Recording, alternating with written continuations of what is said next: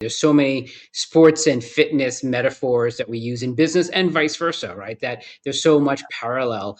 Are there any sayings or mantras or quotes that come to mind that help in business as well as in fitness that come to mind that you remind yourself of?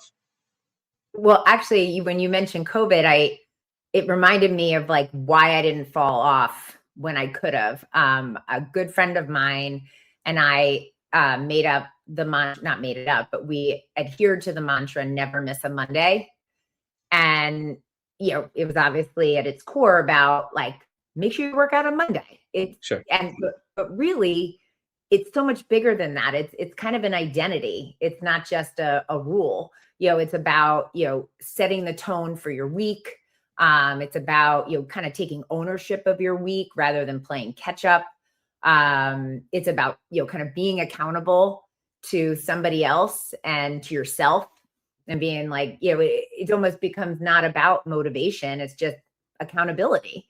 And so that has, while I use it most often in my exercise, I think it 1000% applies to how I show up in my business and, with my colleagues.